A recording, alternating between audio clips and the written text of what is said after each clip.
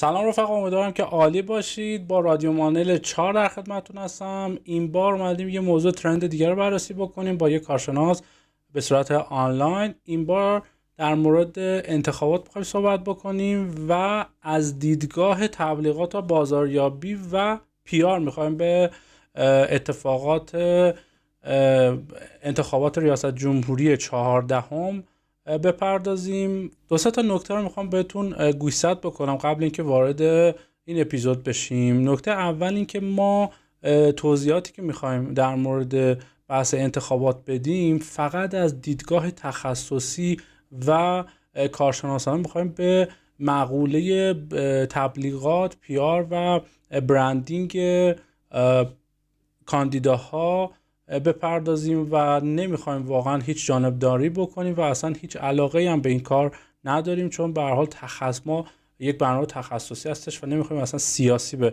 موارد نگاه بکنیم. پس این یه نکته دوم، ما هیچ تأکیدی روی رای ندادن یا هیچ ترغیبی نمیخوایم تو این برنامه بکنیم و شما کاملا حق رای دارید و حق انتخاب دارید و میتونید انتخاب بکنید و لذا این برنامه و رادیو مانوئل هیچ بحث سیاسی یا هیچ نکته سیاسی رو نمیخواد بگه و هیچ جانبدارانه یا هیچ توصیه رو نمیخواد انجام بده. و به عنوان نکته آخر این که در خدمت کارشناس خیلی کار درست علی جای شهربانویی عزیز هستیم، متخصص حوزه برند.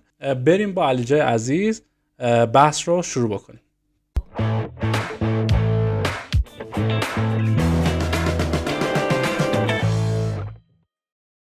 علی جان خیلی خوش اومدی به رادیو مانوئل 4. میخوام اول یه معرفی کوتاهی از خودت داشته باشی برای بینندگان که احتمالاً نمیشناسن. البته نمیشناسن، اشتباه میکنن که نمیشناسن، ولی یه معرفی اولیه در خدمت باشیم. خواهش میکنم. خیلی ازت سپاسگزارم که منو به این برنامه دعوت کردی. من علی جاه شهربانویی هستم، مشاور و مدرس بازاریابی و تبلیغات که از سال 1379 حدوداً در حوزه اجرا و بعدش هم مشاوره و تدریس در خدمت عزیزان بودم. امیدوارم که امشب توی این برنامه بتونم یه حرفایی بزنم که به درد مخاطبای شما بخوره. حتما این اتفاق میفته، باعث افتخار من هستش در خدمتم. واقعا علی جان یکی از پیشروان حوزه تبلیغات هستش با تولید محتوای مستمری که میکنه و برنامه‌هایی که میسازه. ما ازت یاد میگیریم کلی. اختیار داریم. خب بدون هیچ اتلاف وقتی میخوایم بریم در مورد این ترندی که الان هستش توی سطح کشور، بحث انتخابات ریاست جمهوری، که میخوام ببینیم که از دیدگاه تبلیغات بهش نگاه بکنیم و کلا بیایم کانسپت تبلیغات سیاسی رو یه نگاه بندازیم. خب تبلیغات یک نامزد سیاسی، یک نامزد به قول معروف انتخاباتی و یک فرد سیاسی با یک نفر یا برند فرق میکنه دیگه. اول میخوام من بگی که تعریف تو از تبلیغات سیاسی چیه و چه فرق با تبلیغات عمومی میکنه و اصلا چه نکاتی باید توجه بشه توش؟ ببین واقعیت مطلب همونطور که گفتی تفاوت بسیاره. معمولا در همه کشورها اینطوریه، اما در کشور ما هم بیشتر اینطوریه که معمولا تبلیغات سیاسی بخشش سوار بر هیجانه و خیلی بیش از تبلیغات برندهای که شما اشاره کردی که محصول دارن یا خدمات دارن مقطعی انجام میشه. حقیقت مطلب این در مورد کشور ما نیست فقط که تحزب درش نیست، در کشورهای مترقی هم که سالهاست حزب و این داستان ها هست، در مقاطع مختلفی بحث تبلیغات سیاسی بسیار بولد میشود. اما من میخواستم یه نکته رو بگم از فضای بازتر از فقط تبلیغات. من میخوام بحث مارکتینگ یا کامیونیکیشن تبلیغات، برنامه های بازاریابی رو صحبت کنم. قطعا تبلیغات یه بحث مستقیمه و در مباحث جدی مثل مباحث انتخابات و کیس های سیاسی دافعش نسبت به محصولات عادی بسیار بیشتره. بنابراین کاندیداها و تیم‌هاشون و اون اتاق فکرشون سعی میکنن از ابزارهای PR و اصطلاحاً جریان سازی استفاده بکنن. تبلیغات هم دارن، اما همونطوری که خدمت عرض کردم دافعش بالاست. بنابراین سعی میکنن از جریان سازی استفاده کنن. من برای اینکه یه مثال خیلی باحال بزنم و بیننده ها و شنونده های برنامه تو یه سرنخ خیلی خوب بگیرن، میخوام یه فیلم شاهکار، یعنی واقعا هم خوش ساخته، موضوعش جذابه، حالا من بازش نمی کنم که تجربهشون خراب نشه رو بهشون معرفی کنم. وگ د داگ.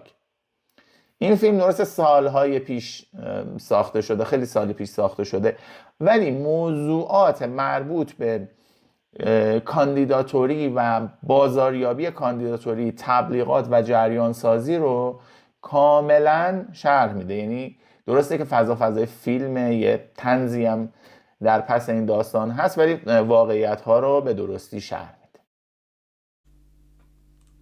بسیار عالی، خیلی عالی، ممنونم. از پیشنهاد میکنم که حتما ببینید. عرضم حضور شما میخوام که قبل اینکه وارد اصلا کلا یه سری تبلیغاتی که کاندیدا داشتن بشیم و حالا یه تحلیلی بکنیم از دیدگاه تبلیغات و بازاریابی، میخوام ببینم که شما، چون مصادف هم هستش با انتخاباتی که توی آمریکا داره برگزار میشه، یعنی در حال به هر حال کاندیدا دارن کارزارهای مختلفی دارن، تبلیغات مختلفی انجام میدن. به نظرت اصلا دنبالش میکنی؟ و اگه دنبالش میکنی، تبلیغات یا مارکتینگ خاصی یا حالا پیار خاصی دیدی که توجه تو جلب بکنه، بگه واو این چه چیز باحالیه و مثلا چه خوب میشد که ما هم داشته باشیم چه این چیزی؟ ببین، واقعیت مطلب، باز اجازه بده من بر اساس اقتضاعات دوتا مجموعه اینا رو با هم دیگه سنج کنم. چی؟ مثلا فرض بفرمایید که الان فکر میکنم اگر اشتباه نکنم به وقت ایران جمعه ساعت 4:30 بامداد به وقت ایران اولین مناظره رسمی دوتا کاندیدا بایدن و ترامپ داره برگزار میشه. ببین، من از تبلیغات عادی و برندهای عادی و مصرفی آموختم که اصلا فضای ایران با فضای سایر کشورها، حالا نمیخوام بگم مترقی اینجا یه لیبل بزنم، ولی سایر کشورها فرق داره. مثلا ببین، ما در تبلیغات و برنامه‌های بازاریابی بانک‌ها و بیمه‌ها خیلی تشابه احساس میکنیم. چرا؟ به خاطر اینکه پروداکت از سمت بانک مرکزی یا بیمه مرکزی کاملا مشخص ارائه میشه و بانک ها و بیمه ها نمیتونن خارج از این فضا هیچ پروداکت یا سرویسی ارائه بدن. بنابراین شما شاهد این هستی که در برنامه‌های کامیونیکیشن هم یه نواختی هست. چرا؟ بخاطر اینکه وقتی محصولات کاملا شبیه هم هستن، برنامه‌های ارتباطی من جمله تبلیغات هم مشابهن. حالا اینو من میبرم دقیقاً در یک فضای سیاسی. ببین، در فضای سیاسی ایران ما چه بپذیریم چه نپذیریم، خیلی ها دارن میگن که آقا نمیدونم همه جا نمیدونم کاندیدا رو انتخاب میکنن، سلکت میکنن اینا، ولی واقعیت مطلب اینه که تفاوت بسیاره. در برنامه‌های انتخاب افرادی که توی ریاست جمهوری میخوان شرکت کنن کاملا فیلتر میشن. حتی اون شورا که در تلویزیون مستقره میاد علنا در پیشگاه مردم به کاندیدا میگه که آقا حواستون باشه تا شب انتخابات هم من میتونم تو رو رد صلاحیت کنم. من اصلا نمیگم خوب و بده، من به عنوان یک فعال حوزه بازاریابی و تبلیغات دارم اینو میگم. اما در فضای آمریکا که الان خیلی مقارن شده با فضای ایران، اصلا همچین برنامه هایی نداریم. یعنی مثلا طرف میتونه بره زندان، طرف میتونه مثلا فرض بفرمایید حالا آمریکا رو جداشیم بیایم توی انگلیس، مثلا اون حامی ریشی سوناک توی برنامه مناظره خیلی مستدل محکوم شد به اینی که با فضاهای قماربازی و اینا در ارتباطه و این یه جنجالی شد. ولی در ایران به نظر من اینطوری نیست، ولی اینکه در مناظرای اتفاقاتی میفته، ولی همه قبل از مناظره با هم نماز میخونن و قبول باشه میگن و بعدم میرن خونهشون. یعنی اگر مثلا ترامپ میاد بایدن و پسرشو. خب ببین خیلی از این اتفاقاتی که داره رو میشه من و شما میدونیم دیگه، در حالت عادی میتونست لاپوشانی بشه و رو نشه، ولی اینه که هانتر بایدن رو این همه محکوم میکنن به اتفاقات مختلف، من جمله اینه که مثلا در زمانی که داره مواد مخدر مصرف میکرده فرمه رو پر کرده، تفنگ خریده و خیلی از این چیزا با پوش تیم ترامپه. حقیقت مطلب رو باید بگیم، همه جای دنیا همینه. و از اون ور اگر ترامپ هی پرونده روی پرونده برنامه‌های مربوط به اینی که پول بده به فلان خانوم که فلان پرونده شد درست نکنه از سمت تیم بایدنه و اینا ببین تا ته خطش میرن. خب یعنی ولی تفاوتش با کشور ما اینه، واقعیت مطلب بازم تکرار میکنم، من نمیگم خوبه یا بده، در کشور ما تا ته خطش نمیرن. مثلا فرض بفرمایید که آقای پور محمدی در مناظره، چون این مناظره هم بخشی از برنامه‌های بازاریابیه دیگه باید واقعا بپذیریم، در مناظره میاد میگه که مثلا آقای جلیلی به من گفتش که اگر تو مثلا جریانات تو بود، تو توی تیم دولت بودی، من میپذیرفتم FATF رو، ولی الان چون تو نیستی و مثلا تیم آقای روحانی، من نمیپذیرم. من به درست و غلطش کاری ندارم، ولی اگر همچین چیزی در یک فضای دیگری مثل انگلستان، فرانسه، آمریکا و یه سری کشورهای دیگه اتفاق افتاده بود، این تا تهش میرفتن، یعنی محکومیت می آورد. ولی من مطمئنم بعد از این انتخابات که جمعه برگزار میشه همه روی همون ماچ میکنن و میرن سر پستاشون. ببخشید خیلی صحبت کردم. خواهش میکنم علی جان. البته ما حالا بحث به قول معروف کارشناس سیاسی که نیستیم، ولی خب نکاتی که گفتن از دید بازاریابی و دید این که خب به هر حال به مناظره میتونیم به عنوان یک کانال جذب نگاه کنیم دیگه. به هر حال شما به بزرگترین اونجا بزرگترین استیجی هستش که میتونی لید جمع بکنی، میتونی بیای و کانورتش کنی توی مثلا چیز دیگه، اون چی میگم بهش، پای رأی، چی اون صندوق رأی. آره میتونی به اون، آره تو صندوق رأی این هم میشه یه فانل دیگه. یه فانل میتونی براش ببینی که آقا تو جاهای مختلف اینا رو اورنس ایجاد میکنی و میای یکی یکی اینا رو کانورت میکنی میبری تو چیز میشینه تو. خب الان بریم توی داستان ببینیم که توی ایران بچه‌ها چیکار کردن و چقدر تونستن خوب عمل بکنن. من اگه اجازه بدید من یه چیزی رو شیر بکنم باهات که با هم اون رو نگاه بکنیم. ببین اولی که یه نکته‌ای که من خودم تازه یاد گرفتم و بخوام دوستان بگم این هستش که این کاندیدا پولی برای به قول معروف این بیلبورد هایی که تو سطح شهر می‌بینید ندادن. یه سری تبلیغات اختصاصیه که این ستاد این سازمان زیباسازی شهرداری بهشون اختصاص داده. 270 تا نقطه در مناطق مختلف پایتخت و بزرگراه و میادین و خیابان اصلی تهران بهشون دادن، قرعه کشی کردن تو تاریخ فکر میکنم 31 خرداد و اینا رو پخش کردن بینشون. حالا خیلی رندوم، حالا نمیدونم رندوملی چجوری این کار اتفاق افتاده، به هر حال داستان اینا اینجوریه. خب از این من از سایت تهران پیکچر داتایا یه کار داریم انجام میدیم، یکی میخوایم نگاه بکنیم. اما قبل اینکه اصلا بریم حالا تو سایت تهران پیکچرز، میخوام که بریم تو سایت دنیای اقتصاد. یه سری وربال بهش میگن این بیلبورد ها رو، که به نظر من ببینید زاکانی اومده مثلا یه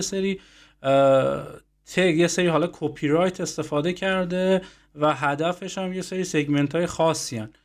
میخوام ببینم که نظر چیه. مثلا الان 2 تا کپی رایت داریم به دوران قبل از شهید رئیسی بر نمیگردیم، کلید واژه شهید رئیسی خودش بولد شده، از بک‌گراند زرد دارن استفاده میکنند با تکست بزرگ به قول معروف فکر کنم بیزره. بعد اونورم میشه کارنامه داشت ولی سالم بود، اون داستان سالم هم اومده بولد کردن. نظرت در مورد اینجور کپی رایت ها چیه؟ و کلا مثلا اون بالا اگه بخوایم مقایسه کنیم با یه نفری مثل این بنده خدا، من اسمش هم آقای پور محمدی، میدانم مشکلات اقتصاد زندگی شما رو تحت تاثیر قرار داده است. خب چیکار کنم؟ میدانم لازمه گردش اطلاعات آزادی رسانه است. خب چیکار کنم؟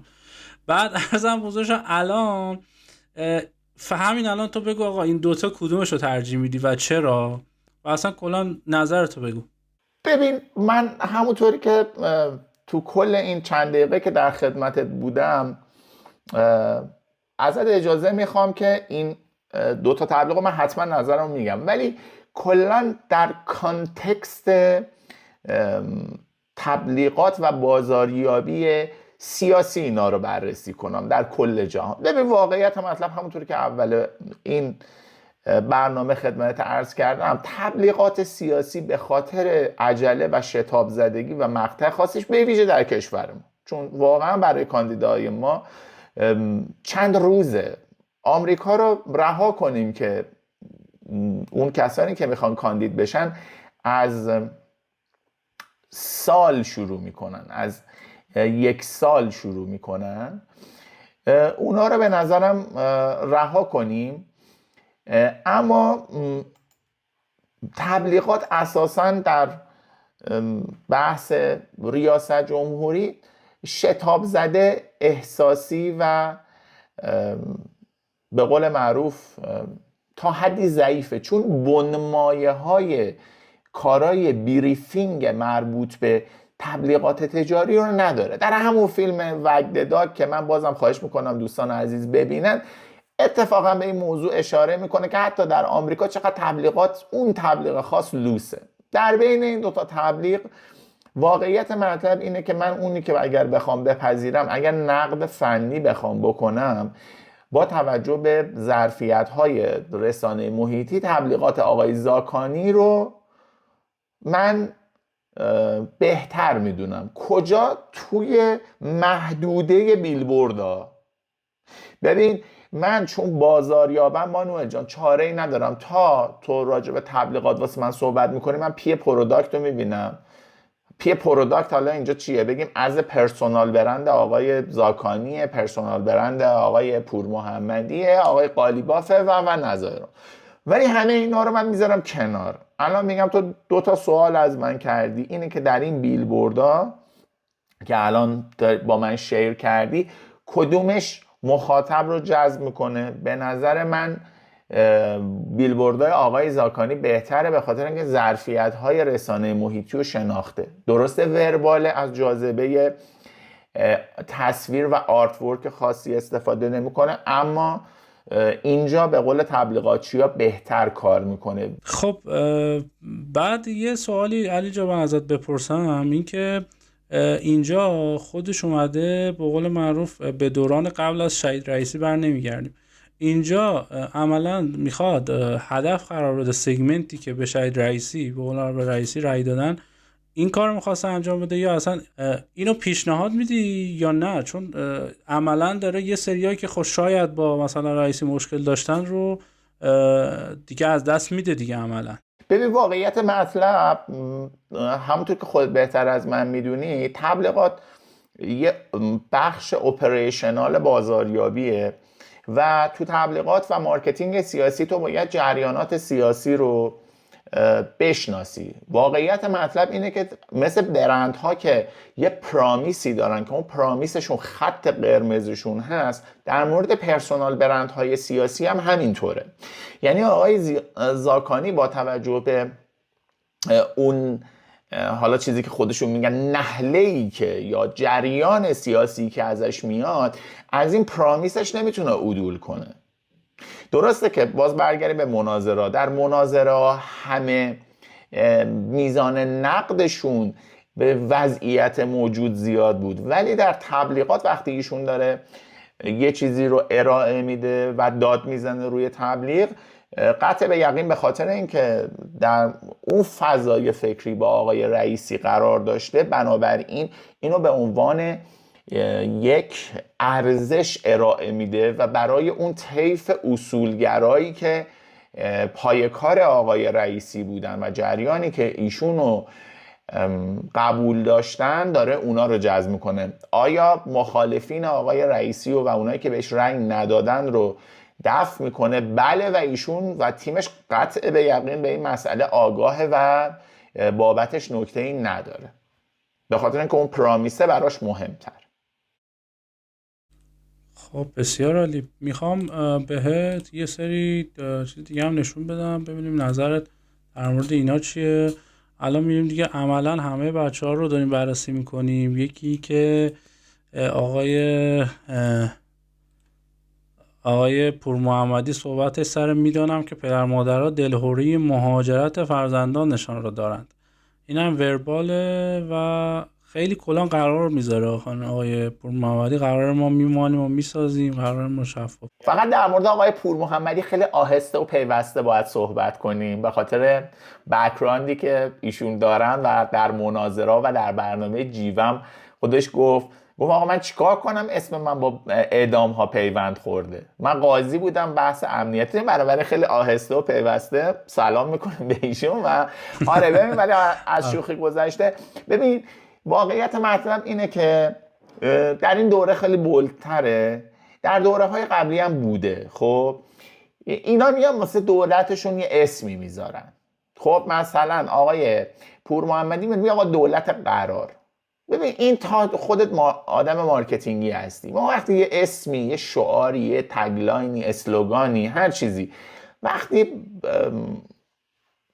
رونمایی میکنیم تا وقتی جا بیفته ممکنه ماها بلکه سالها طول بکشه. خب بنابراین اینه که دولت قرار، من هم اینو دیدم، اینه که به دلم نشست نه. بعد یا مثلا آقای جلیلی یه چیزی داره میگه دولت نمیدونم چی، یک دنیا فرصت، یک ایران جهش. اینا آیا خیلی دلپسند و باحاله؟ نه. آیا تو ذهن مخاطب قرار میگیره؟ نه. از منظر تبلیغاتی بازم نه سیاسی، بازم اینو تکرار میکنم فردا به من فوش ندین بگین طرفدار اینی طرفدار اون. بنده طرفدار هیچ کسی نیستم واقعیت مطلب، به ویژه برنامه مانوئل که یه چیزیه که باید من اون تیکه‌ای که تعهدم به برنامه اینه که اون دانش و تجربه‌ای که دارم و ارائه کنم. واقعیت مطلب اینه که برنامه آقای زاکانی روی بیلبورداش باز موفق تره.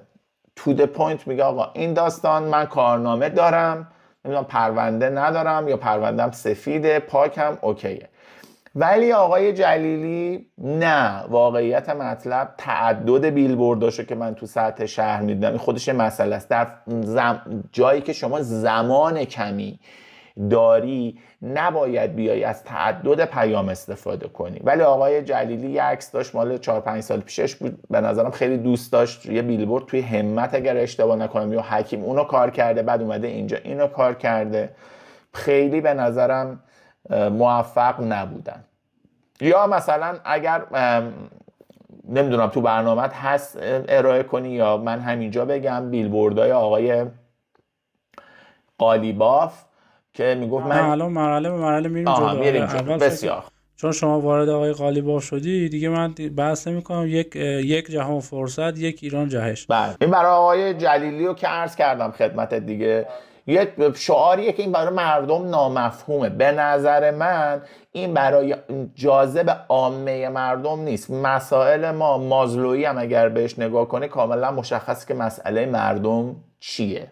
یعنی من بازم بگم آقا دستا بالا، من طرفدار روحانی نیستم، ولی مثلا سال 96 یا 92 اگر اشتباه نکنم آقای روحانی میگه آقا عزت را به پاسپورت های ایرانی من ببین این شعار تو د پوینت، یعنی چی آقا تو لازم نیست 200 جا بری ویزا بگیری بعد پاشی بری. ببین یه خیلی یه قشر خاصی رو تارگت میکنه. من کاری ندارم موفق شد یا نشد، ولی شعار ما تو تبلیغات هم به مدیران عامل میگیم شعار باید زمینی باشه، باید با آدم‌ها ارتباط هوایی بود که این که هوایی بود زمین نه زمینی یعنی ببین حالا من تو خیلی چیز نیست، من بعضی موقع باهات شوخی عربی حرف میزنم اینجا بگم علل ارض باشه. ببین رو زمین را بریم.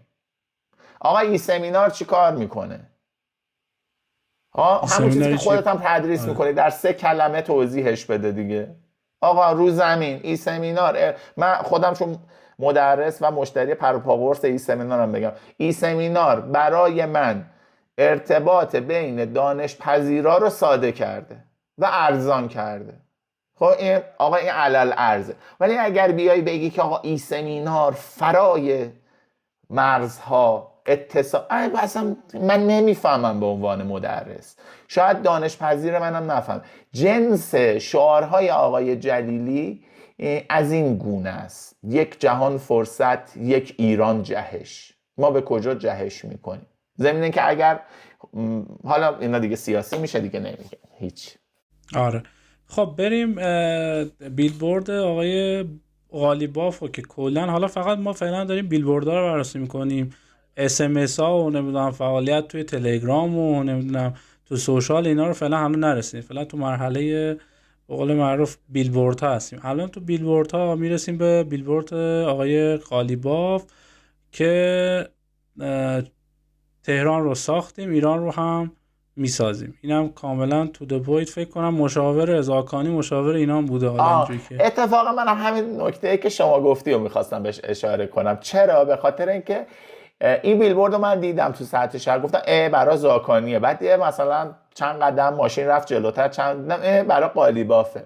خب این راست میگی یه شمشیر دولبه است، یعنی اینکه آقا بالاخره این برای کدومشونه. ولی آقای قالیباف به عنوان یک مجری و شهرداری که 12 سال در تهران کار اجرایی انجام داده، دلش نمیاد از این بگذره و حرف شما درسته. آدما ممکنه که دیگه مثل من، چون من تبلیغاتچی هم، بقیه تبلیغ رو نخونن، حس کنن که این تبلیغ آقای زاکانیه و این به نفع ایشون تمومش. درسته دقیقاً. ولی مهمه. ایشون روی بحث سبز حالا سیدی، این سبز سیدی متمرکز شدن احتمالاً. آقای زاکانی رو زرد و برسیم به آقای پزشکیان برگردیم به زندگی. بله که اینو فکر کنم یه جام آبی کمرنگ هم بود یا نه فقط سفیده. ببین یه چیزی هست بهش میگن سبز یا آبی درباری. من به عنوان یک تبلیغاتچی، الان طرفدارای آقای پزشکیان ممکنه به من فوش بدن ضمن احترام به همه‌شون، منتهی چون تو برنامه خواستی من واقعیت‌ها رو بگم از دید خودم، من هراسی هم نداشتم، چه در تبلیغات تجاری که اون موقع نقد می‌کردم، چه الان که خیلی دورم بعد مدت‌ها اومدم توی برنامه چالشی نقد بگم. به نظر من نظر خودم رو دارم میگم، نه اینکه با من مسئله داره مانوئل جانا. من به عنوان یک ناظر و یک فعال تبلیغات و بازاریابی میگم لجدرارترین تبلیغات متعلق به آقای پزشکی. ببین طبیعی هم هستا. ببین خیلی میخوام نظرتو به این نکته جلب کنم. چرا لجدراره؟ آقای شما راجع به آقای زاکانی صحبت کردی، گفتی آقا تبلیغات آقای زاکانی یا ریزش نداره به خاطر که میگه به عقب برنمیگرده، به دوران قبل از آقای رئیسی برنمیگرده. من به شما چی عرض کردم؟ گفتم اون یه تارگت آدینس خاصی داره، به اونا داره میگه که ببین من همون جایی که آقای رئیسی بوده هستم و من تکون نمیخورم، ادامه میدم. منتهی مراتب در اوایل، الان اون چیزی که من بررسی کردم یه کمی کمتر شده، اما آقای پزشکیان به عنوان کسی که از طیف اصلاح طلب میاد، هرچند در مقاطع مختلفی با مصاحبه هایی که کرده به ویژه در دانشگاه خواسته بگه که من به اصول انقلابم پایبندم و یه جایی به خودش گفته من اصولگرای اصلاح طلبم، یه جایی گفته اصلاح طلب اصولگر و اینا واقعیت ها، چون من موضوعات سیاسی رو دنبال میکنم. اما ایشون خواسته از قشر معترض و اندکی خاکستری جذب داشته باشه، بنابراین تبلیغاتش خیلی لجدرار در میاد. واقعیت چالشیه، اگر بخوام کلمه درست ترشو بگم چالشیه. ایشون برخلاف دوستان اصولگرا و محافظه‌کار روی لبه تیغ داره راه میره. اونا موضعشون مشخصه. خب اونا کاملا موضعشون مشخصه. اما آقای پزشکیان با رنگی که انتخاب کرد، با شعار بازگشت زندگی که انتخاب کرد، مسائل بسیار زیادی هم از طیف اصولگرا که امروز یه هشتگی در توییتر بر علیهش ترند شده بود و هم در قشر که بهش میگن موسوم به مخالف یا در پرانتز خیلی آهسته بگیم برانداز، ایشون چیز شده. واقعیت مطلب دیس شده و دوستش ندارن و وقتی شما روی لبه تیغ را میری همینم هست. من نمیخوام بگم نه خوبه نه بده، ولی داره اینجا حرکت میکنه. خب این از این بیلبوردها. دیگه بیلبوردهای بقیه رو نکته خاصی رو ندیدیم. بیلبوردهای دیگر رو نظرتون چیه؟ من دو تا نکته اشاره بکنم با اجازت. یه نکته بیلبورد آقای قالیباف بود که اونم وعده میداد به آدم‌های مستمند که 200 متر بهشون زمین میده. من ندیدم. خب شاید داشته باشن، بازم تکرار میکنم من ندیدم. چه بهتر بود که اگر اینو دارن وعده میدن در برنامه‌های مناظره یا در سایر تاچ پوینت ها برای آدم‌ها باز کنن که این فقط در حد وعده نمونه که 200 متر زمین به آدم‌های چگونه، با چه شرایطی، کجا، کدوم زمین، آیا به نامشون میشه و خیلی داستان‌های دیگه که در حد حرف و هیجان باقی نمونه. نکته بعدی که به نظر من خیلی، دو تا نکته ببخشید علاوه بر این، لباس راحت پوشیدن آقای قاضیزاده بود در تبلیغات که خیلی از تبلیغاتچی‌ها و همکارای من نقدش کردن که اصلا تبلیغ و اساسا از سمت یک نامزده انتخابات برده بود مثلا در حد تبلیغات خدمات. ببینید و از پرسونای و از اون پرسونال برند آقای قاضیزاده جدا شده. ما که میدونیم و خودشون هم اذعان دارن البته که آقای قاضیزاده یک کاندیدای محافظه کاره و باید که یه سری اصول رو رعایت بکنه، ولی جدا شده با پیرن آستین کوتاه که به نظر من اصلا جذاب نبود، دور شده بود. و نکته بعدی که اینو من در تبلیغات آقای پزشکیان دیدم که در کانالم هم نقد کردم، به نظر من تبلیغات ناموفقی بود، تجانس نام آقای پزشکیان، بله دقیقا همین مورد، و بازی مافیاست. بله من پزشکم اومدم شهروندا رو نجات بدم. آره اومدم شهروندا رو نجات بدم. ببین واقعیت مطلب چرا بده به نظرت علی جان؟ من از چند منظر میگم. میدونی چرا؟ چون الان خب شبکه خانگی پر شده با برنامه‌های مافیا دیگه. اینم مثلا میخواسته این طیف از جامعه رو بگیره، بعدیش کجاه؟ ببین واقعیت مطلب، یه سری دوستای تبلیغاتچی من به ویژه در لینکدین خیلی هیجان زده اومدن گفتن علی جا آره این خیلی خوبه، این ترند نشون میده این. نه ببینید واقعا در فضای، نمیخوام بگم سیاسی، حداقل در فضای سیاست زده کشور ما بعد از اتفاقات وحشتناکی که در سال 1401 افتاد، بحث سیاسی و تبلیغات سیاسی باید بر اساس یک سری ممیزی های خیلی سختگیرانه از سوی خود کاندیدا اتفاق بیفته. خب یعنی این که اگر نسل زد ما، خیلی به این اشاره میکنن، نسل زد ما میاد میگه که آقا اینا مافیا بازی میکنن و اینا، واقعا به این رأی نمیدن. به نظر من خیلی کاندیداها باید بر موج عقلانیت و راسل ریوزی و USP یونیک سیلز پروپوزیشنی و ارائه یک نکته مثبت تکیه میکنن تا حرفای احساساتی و اینی که من به زندگی تو رو برمیگردونم. درسته؟ این چی بود اسلوگانش؟ این دوتا کلیدواژه انگلیسی که استفاده کردیم میتونی معادلشو بگیری. چشم باز میکنم. یه بار دیگه میشه خواهش کنم بیلبوردشو به من بگی یا دوباره شیر کنی که من ممنون میشم ازم. اومدم شهروندا رو نجات بدم. ببین یه نکته‌ای وجود داره، تناقض، برخلاف این که آدما فکر میکنن یا کاندیداها گاهی فکر میکنن که مخاطبا سرسری تبلیغات رو میبینن و گول میخورن، به نظر من واقعا اینطوری نیست. آقای پزشکیان میاد یه مصاحبه میکنه و چند مصاحبه میکنه و من اصلا بازم نمیگم بده یا خوبه ها، مسیرشه، خواستشه، و میاد میگه که آقا من به نظام پایبندی کامل دارم، من همه چی اوکیه، من بر حتی ایشون نام میبره میگه بر اساس برنامه هایی که در نظام جمهوری اسلامی ریخته شده من توی اون طیف حرکت میکنم، در اون مسیر، من برنامه جدیدی ندارم و قس علی هذا، یا حتی در جای دیگه اعلام میکنه. ببین اونجایی که داره اعلام میکنه، پروپوز میکنه، خیلی مهمه. اینا تاچ پوینت های مختلف باید با هم همخوانی داشته باشه. یه جای دیگه میاد اعلام میکنه، میگه که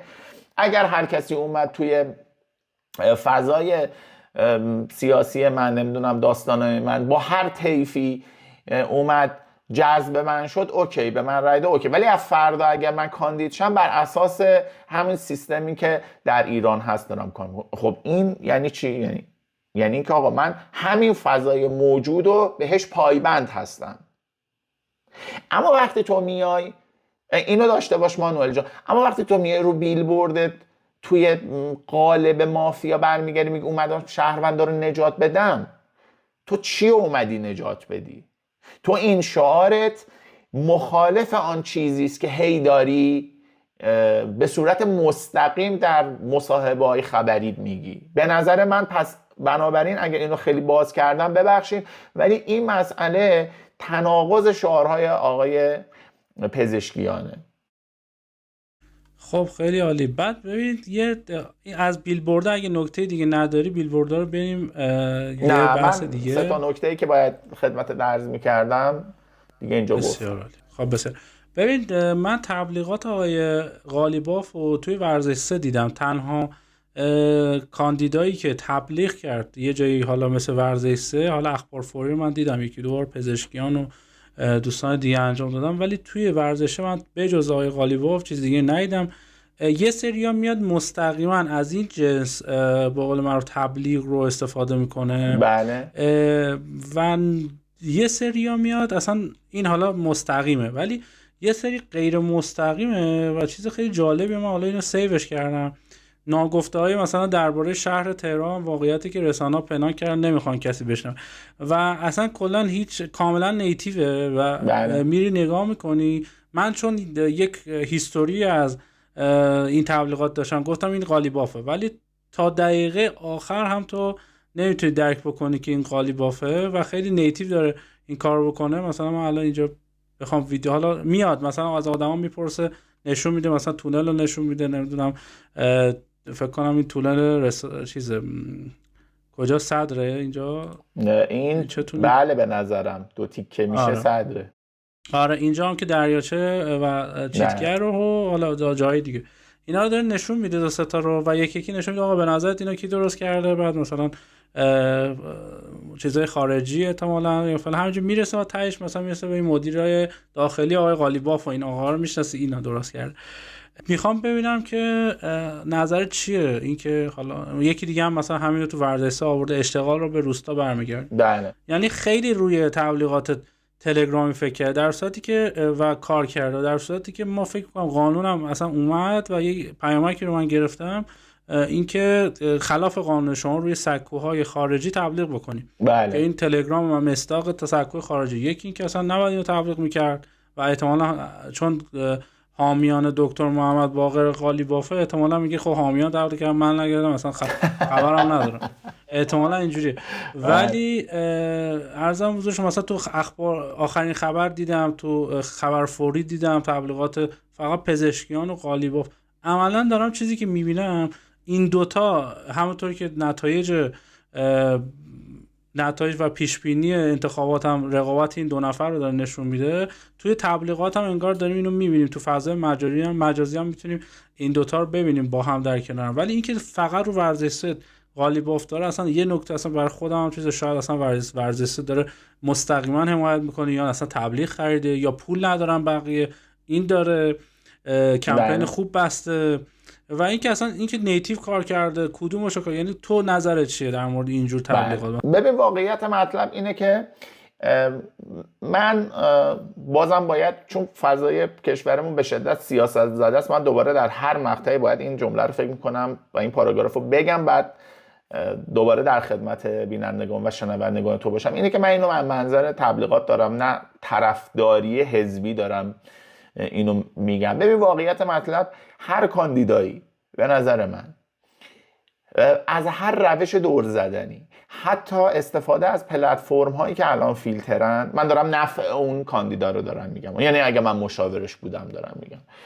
استفاده کنه نکته مثبتی تبلیغات مستقیم، چون واقعیت مطلب همونطوری که توی بخش قبلی گفتم یونیک سیلز پروپوزیشن، یعنی ارائه یک مزیت رقابتی خاص و ویژه. اینو کی داره میگه؟ آقایی میگه به اسم آقای راسل ریوز که 1980 فوت کرده ولی بنیانهای فکریش هنوزم هست. ممکنه آدم‌ها تبلیغات مستقیم آقای قالیباف یا پزشکیان رو ببینن، ممکنه تبلیغات لجدرار آقای پزشکیان رو ببینن و ازش متنفر بشن، اما تحت تاثیر قرار بگیرن. واقعیت مطلب اینه که اگر ما از تبلیغی متنفر باشیم دلیل نمیشه که به اون عمل کنیم. همین آقای راسل ریوز سالهای سال در دهه 60 و 70 میلادی تبلیغاتش بر اساس نظرسنجی تبلیغاتچیای برجسته آمریکا جز نفرت برانگیزترین تبلیغات بود، یعنی وقتی هم مردم میدیدن، اما همون مردم از اون تبلیغات متأثر می شدن و مثلا قرص آناسینو که در زمینه سردرد بود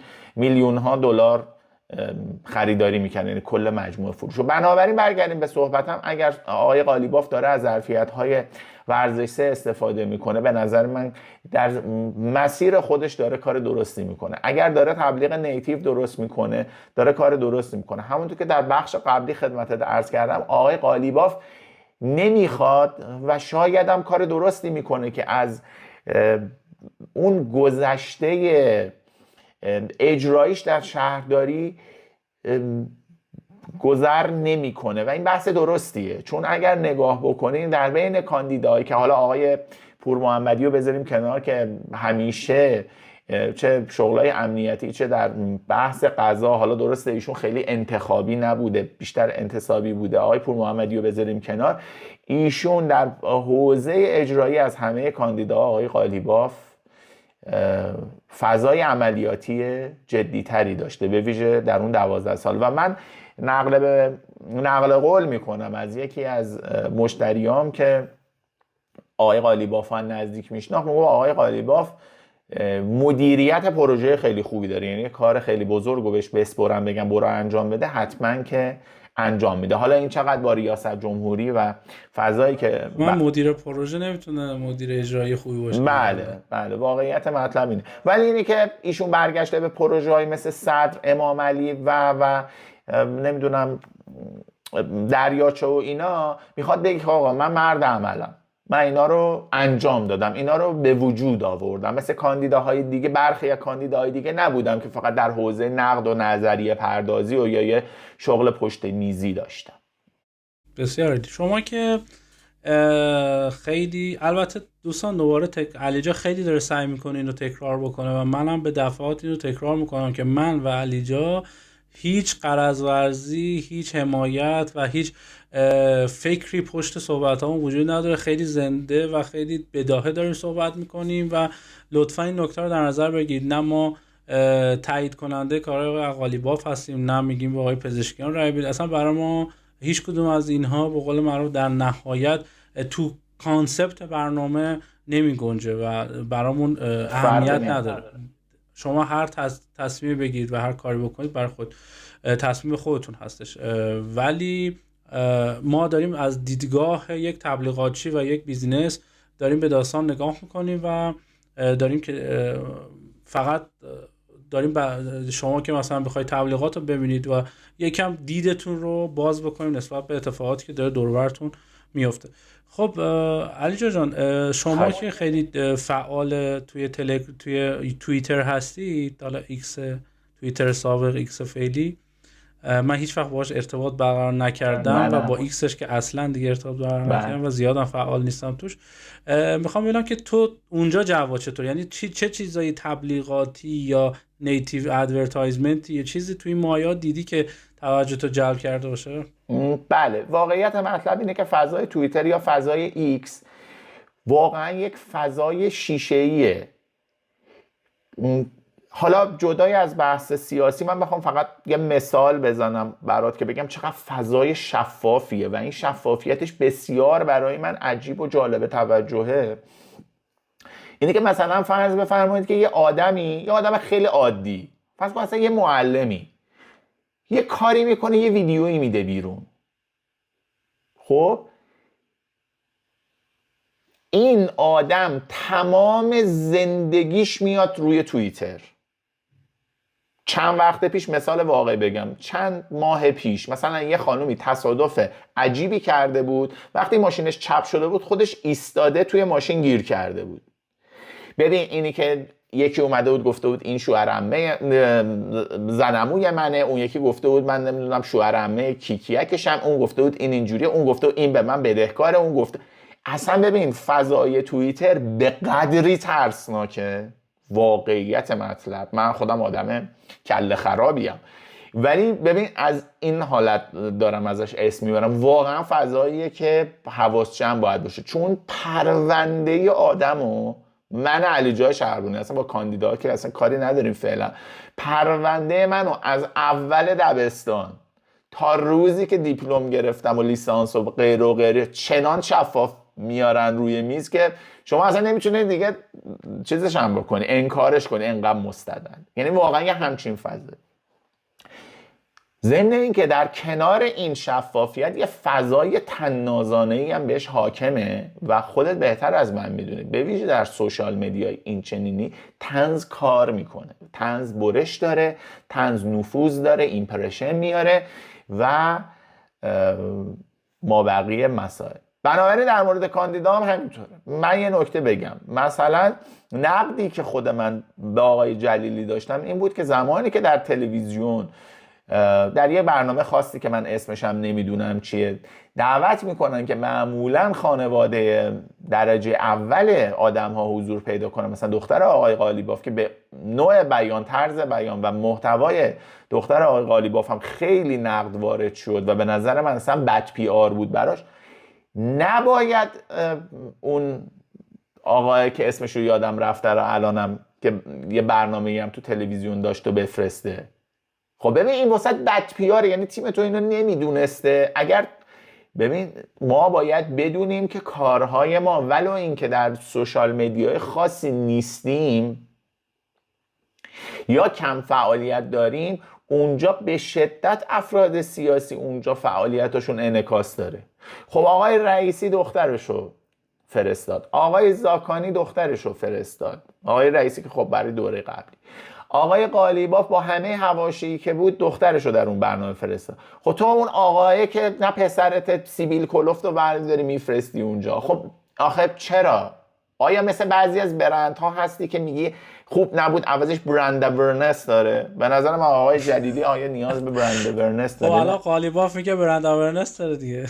نه خب ببین من و تو اگر به عنوان دوتا فعال این حوزه به این مسئله نگاه کنیم، نه خب این کار نمیکنه. آیا آقای جلیلی نیاز به برند اورنس داره؟ نه، به نظر من آقای جلیلی برای رأی آوردن نیاز به بهبود تداعیات برند داره. بعد اون آقا رو مثلا روسری سرش میکنن میگن اینم دختر آقای جلیلی. خب باحال نیست دیگه. خب ببین ما اگر خب بوده دیگه آقا جلیلی الان یادته دیگه بعد مگه. خب نه ببین میره. ببین این یک بحث بسیار جدیه. خیلی سال پیش من میخوام بگم ببین وقتی یک پارادایمی یا یک الگویی از بین میره یا به قول اونوری یا دیسکانتینیو میشه، خب هنوز دانش ما نفتیه، اینو با خودمون حمل میکنیم. آقا بله در یک دوره از تاریخ تبلیغات و بازاریابی و روابط عمومی کلا کامیونیکیشن میگفتن ما بد پی آر نداریم. آقا وقتی اما دارن حرف میزنن یعنی حرف میزنن. آقا این یه دوره‌ای داره، نه اینکه دوره علمی نظریه پردازا بیان بگن آقا من نمیپسندم پس رد شد. نه، نظریه پردازان و اندیشمندان علوم اجتماعی میرن در مردم، در بین مردم و با پرسشگری و تحقیقات بازار اینو استخراج میکنن که آقا امروز روز دیگه بد پی آر برابر گود پی آر نیست.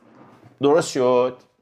امروز این دیسکانتی، ولی متاسفانه در برخی از دوستان بازاریاب ما همچنان این هست، میگه آقا حرف زدن دیگه. نه، من خواهش میکنم، من اینو بارها و بارها تکرار کردم، حالا ببخشید یه مقدار از تبلیغات و بازاریابی سیاسی دور میشیم، اما برین فصلای اول دوم سوم، یعنی خیلی هم نمیخواد جلو برین، کتاب آقای کلر با نام مدیریت استراتژیک برندو بخونه.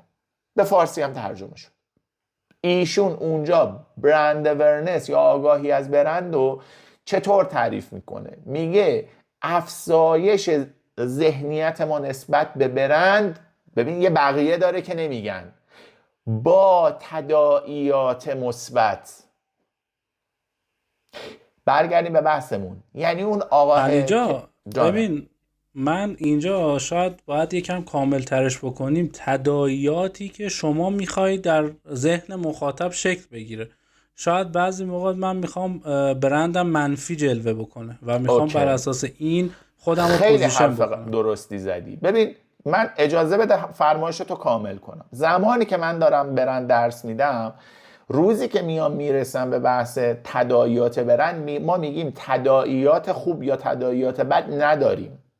تداعیاتی که برای شما کار میکنه یا کار نمیکنه، اینو دستاندرکاران برند به وسیله تحقیقات بازار یا شمشون میتونن تشخیص بدن.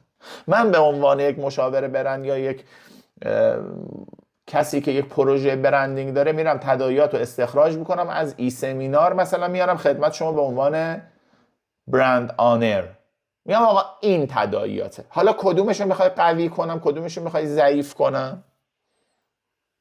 یه جایی هست میبینی که برند چون تداعیات برند فقط صفتهای مرتب و ترتمیز نیست دیگه، برخلاف چیزی که خیلی‌ها فکر میکنن. یه جا من برای شما میارم اینو، مثلا مدل تداعیات برند آوردم، نقشش آوردم، به صورت خیلی محکمی وصل شده به آقای مانوئل. میگه علی جا خوبه، انقدر به من چسبیده. یا مثلا 10 سال دیگه است، من دوباره اینو برات آوردم، میگه علی جا این مال 10 سال پیش من بود، برو یه سری برنامه‌های کامیونیکیشن اجرا کن که ای سمینار یه کمی از من دور شه. من نمیخوام دیگه انقدر چسبیده باشه ای سمینار به من، به خاطر اینکه من الان 1000 تا بیزینس دیگه تو این 10 سال لانچ کردم. اون وقت من به عنوان یک بازاریا وظیفه‌م اینه که از تو یه پروژه‌ای بگیرم، برم یه سری برنامه کامیونیکیشن اجرا کنم که این تداعیات رو کم رنگ کنم تا به مرور زمان کم شه. پس فرمایشت کاملا درسته. آیا تو تیم آقای جلیلی اینطوری بوده که اون آقا رو بفرستن اونجا که اون چیزا در بیاد؟ اوکی، بد و خوبش پای خودش. فکر نمی‌کنم. آره فکر نمی‌کنم. ولی حالا شاید هم واقعا اینجوری باشه، نمیدونیم. عرضم حضورشم به عنوان صحبت پایانی دوست دارم که خودت بگی که حالا توی پلتفرم‌های دیگه یا توی تلویزیون یا هر رسانه و هر مدیوم دیگه‌ای چه تبلیغاتی دیدی از کاندیداها که فکر می‌کنی این گزینه خوبیه و میتونی در موردش صحبت بکنی؟ ببین واقعیت مطلب اینه که باز من دیگه اون جملات طولانی رو تکرار نمی کنم، عطف به اونی که ما کاری نیستیم و این فقط بحث فنیه. من برام خیلی جالب بود که اصلا فکر نمی کردم که آقای پور محمدی انقدر خوب صحبت کنه در فضای سیاسی که اجازه صحبت کردن، سخنرانی و مناظره هست. به نظر من بیان مستقیم، شاید اگه ما بخوایم ببریمش توی برندهای تجاری، ما میگیم این مثلا چیزه فیس تو فیس سلینگه، فروش حضوریه. مثلا اینکه من این برند شخصی میشه یا برند سازمانی میشه؟ نه این برند شخصیه. اپروچ و ابزار رو دارم میگم. ابزاره. ببین اینی که من خوب صحبت کنم در مناظرات یه ابزاره دیگه. فیس تو فیس دارم یا دیگرانو بهشون نقد میکنم یا با مخاطب خودم دارم کامیونیکیت میکنم. برای خودم خیلی عجیب بود که این اتفاق افتاد. یه نکته دیگه ای که حالا از اون ور عجیب بود و به نظرم خیلی بد بود اینی که آقای پزشکیان رو اشاره کردیم، ولی آقای پور محمدی هم یه نفر حتما این مصاحبه چیده شده بود که آقا شما بازی مافیا رو بلدی هستن؟ آقا ول کنین این مافیا رو. اوکی مثلا دیگه به نظرم این تیکش باحال نبود. یه نکته که من تو مصاحبه آقای پور محمدی بود، نقل عینی کلام خودشونو میکنم با جیوه، به نظرم اگر اشتباه نکنم اون پلتفرم رو مصاحبه میکنه. اون آقا میگه آقا بالاخره در دهه 60 و اینا شما ذهنیتت با اعدام آقای پور محمدی یه چیزی میگه که من خیلی از صاحبین کسب و کارشم میگه آقا چیکار کنم با اعدام همراهه، من خب قاضی بودم یا مسئولیت امنیتی و قضایی داشتم، اعدامم دارم. ببینید اگر ما میخوایم مثلا یه کاری بکنیم، یک برند تجاری یا یک برند سیاسی، اگر ما میخوایم مثلا یه حرکتی بکنیم رئیس جمهور شیم، همونطور که در پارت قبلی عرضم گفتم برندها میتوانند چه پرسونال برند چه برند تجاری میتوانند با یک سری فعالیت‌های ارتباطی این ذهنیت‌ها رو کمرنگ کنن. این یه نکته بود که یعنی این 2-3 نکته بود که به نظرم اومد.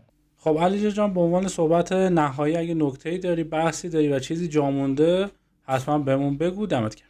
بله، به عنوان صحبت نهایی بانوئل عزیز، همونطور که خدمت گفتم من در طول مسیر که با هم صحبت داشتیم این موارد رو بررسی کردم. همونطور که گفتم مثلا تبلیغات وربال آقای زاکانی به نظر من جذاب بود، جذابتر از بقیه بود، کار بهتر میکرد، یعنی ابزار درستری بود.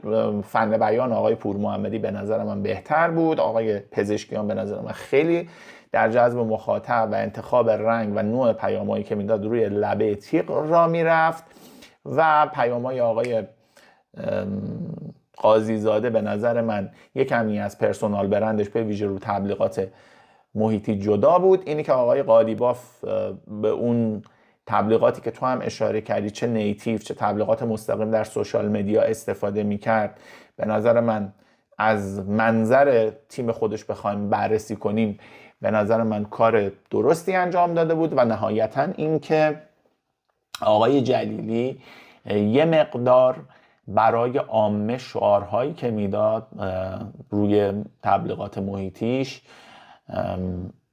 عوام پسند نگم، بهتره بگم که برای مردم قابل فهم نبود. به هر حال از تو بسیار سپاسگزارم و از همه عزیزانی که ما رو در این مدت و در طول برنامه دیدن و شنیدن. همونطوری که بارها در طول برنامه گفتیم، چون موضوع حساسیه، من مجددا تکرار کنم که ما نه به خاطر طرفداری یا عدم طرفداری از یک کاندیدا، بلکه به خاطر اینکه این یک حوزه‌ای است که قابل نقد و قابل بررسی است به این موضوع پرداختیم. بازم از تو که این زمان رو در اختیار من قرار دادی بسیار سپاسگزارم. خب امیدوارم که این اپیزود به درتون خورده باشه. باز هم تکرار میکنم که تمام ما چیزی که من و علیجای عزیز در موردش صحبت کردیم فقط تخصصی و از دیدگاه تبلیغات و بازاریابی و PR بود و هیچ جانبداری یا هیچ توصیه‌ای در این اپیزود ما نداریم و نخواهیم داشت در اپیزودهای دیگه و هیچ وقت این رادیو ماهواره قرار نیست سیاسی بشه. ممنونم که تا الان وقت گرانبهاتون رو به من اختصاص دادید. من مانوئل هستم و اینجا رادیو مانوئل 4. فقط قبل اینکه خداحافظی بکنم حتما شیر رو یادتون نره، سابسکرایب که میدونم انجام دادید، زنگوله و شیر. زنگوله میتونید خب از اولین نفر باشه که این ویدیو رو میبینید و ویدیوهای جدید رو حتما میبینید و خیلی سعی میکنم که خیلی با نظم بیشتری ویدیوها رو از بعد منتشر بکنم و شیر کردن شما و بیشتر دیده شدن ویدیو به من امید میده، به من انگیزه میده تا بتونم ادامه بدم، چون واقعا هیچ نفع مالی زیاد و عجیب غریبی نداره این داستان. پس همین شیر کردن شما، حمایت کردن شما و نظرات خوب و کامنت های جذاب شما زیر پست ها و به قول من ویدیوها برای من کلی ارزشمنده. ممنونم، خیلی مخلصم. فعلا.